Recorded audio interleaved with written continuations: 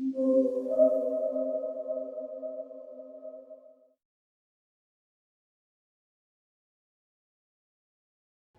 কাছ থেকে দেখতে পেতাম যে অন্য সমস্ত বড় ডিরেক্টরের থেকে ওর তফাৎটা কোথায়, সেটা ওর শিল্প দৃষ্টিতে। আমার নিজের শিল্পবোধ আমাকে বলতো যে তুমিও তো জীবনে এইটাই খুঁজছো, একে দেখে শেখো, এর কাছ থেকে নাও।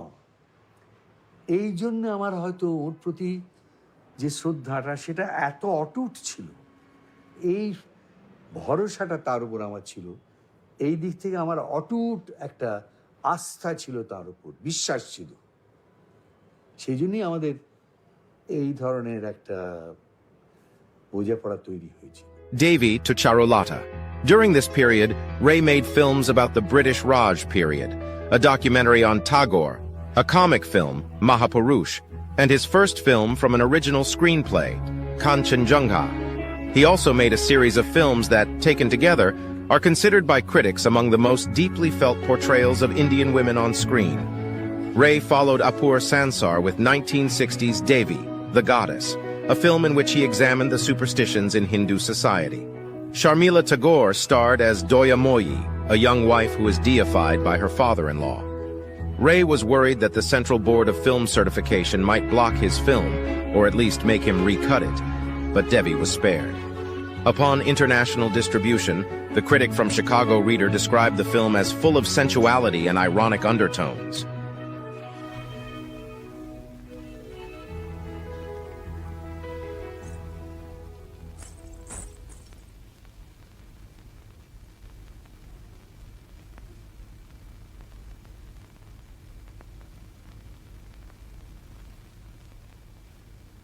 তুমি এসেছো?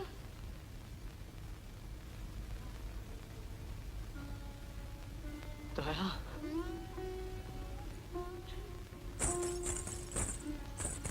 এটা পরিয়ে দাও না লক্ষ্মীটি, এটা পরিয়ে দাও না। দাও দাও, শিখিয়ে দাও, আমরা যাবো যে। দাও। কোথায় যাবো দয়া? পালিয়ে যাবো। নইলে এরা আমি মেরে ফেলবে।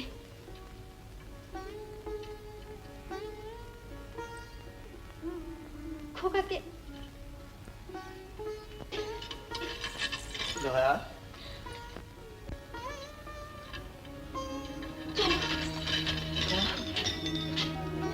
শিখে চলো।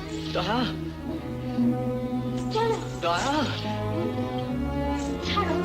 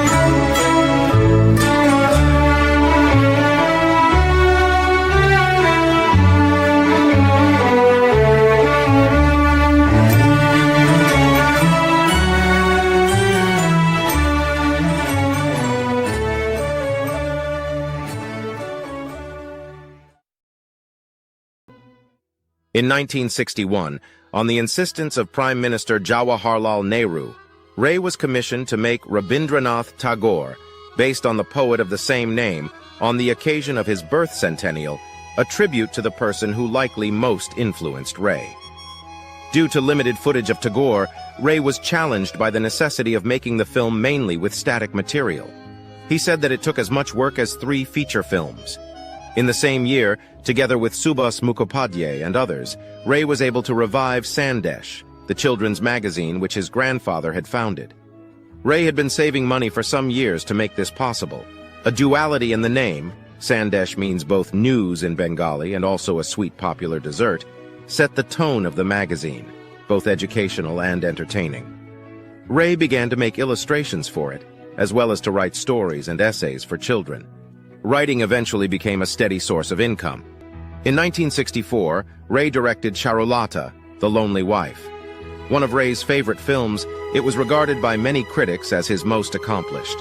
Based on Tagore's short story, Nastanir, Broken Nest, the film tells of a lonely wife, Charu, in 19th century Bengal, and her growing feelings for her brother-in-law, Amal.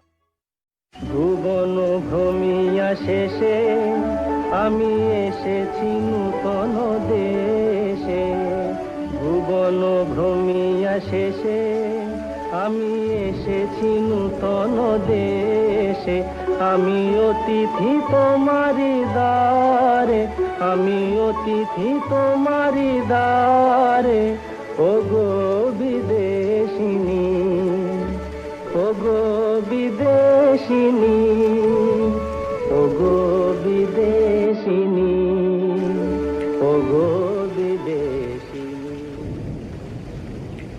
In the post-Charulata period, Ray took on various projects, from fantasy, science fiction, and detective stories to historical dramas.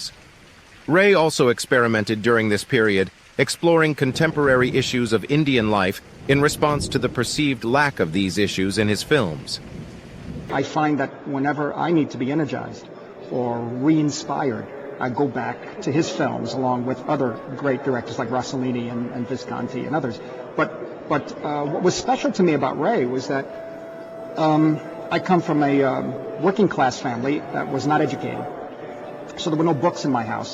And I think there was no other way for me to be introduced to Indian culture, the Indian people, aside from watching his films. We saw many films and we had television. And so if it wasn't for seeing Satyajit Ray's films, I don't think I would have had any idea the opening up of such an extraordinary culture and such a great civilization. And so I became a fanatic watching his films. I would find anywhere they were playing. In fact, the first Ray film I saw it on television in New York on a Sunday night, cut up with commercials in it, and dubbed in English, Pakti Panchali. So that was the first one, and I was amazed because I think you see, this was a film where I'm Sicilian American, and we have our own little village in a way we lived in. So you can't imagine anything more different than you know. And yet we identified immediately as human beings, as people, as family. And this was amazing. And the Opal trilogy, all 3 films, you know. And then I just sought out his films. The other thing I was fascinated by was the music.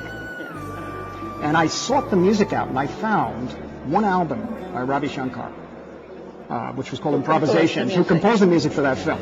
I found one album uptown on 49th Street.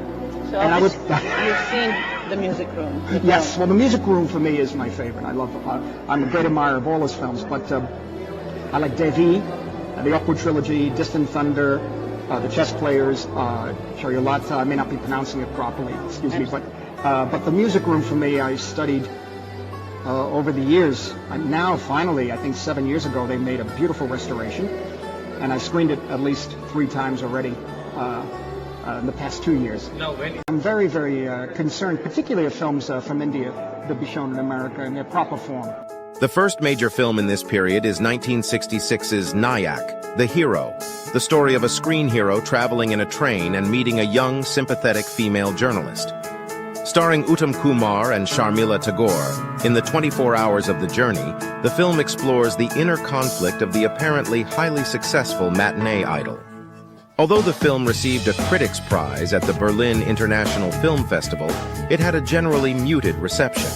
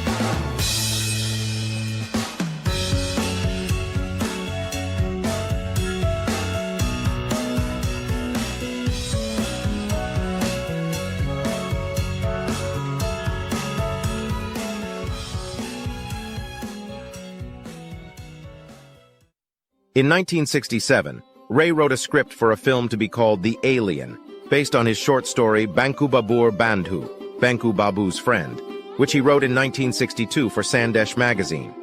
It was planned to be a US and India co-production with Columbia Pictures, with Marlon Brando and Peter Sellers cast in the leading roles. Ray found that his script had been copyrighted and the fee appropriated by Michael Wilson. Wilson had initially approached Ray through their mutual friend, Arthur C. Clarke, to represent him in Hollywood. Wilson copyrighted the script credited to Mike Wilson and Satyajit Ray, although he contributed only one word. Ray later said that he never received compensation for the script. After Brando dropped out of the project, the producers tried to replace him with James Coburn, but Ray became disillusioned and returned to Calcutta. Columbia attempted to revive the project without success in the 1970s and 1980s.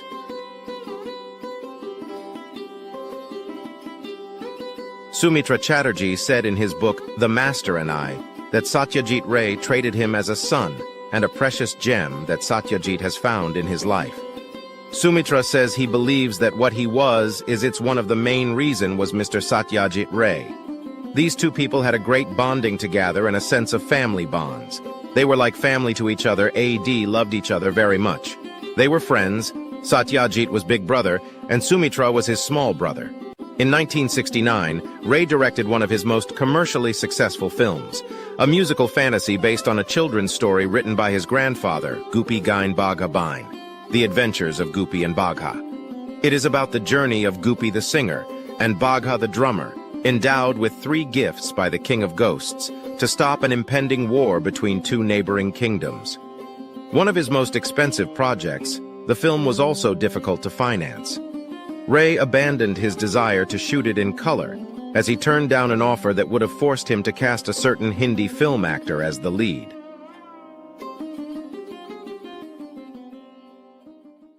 Next, Ray directed the film adaptation of a novel by the poet and writer Sunil Gangopadhyay. Featuring a musical motif structure acclaimed as more complex than Charulata, Aranyer Din Ratri, 1970, Days and Nights in the Forest, follows 4 urban young men going to the forests for a vacation. They try to leave their daily lives behind, but one of them encounters women, and it becomes a deep study of the Indian middle class.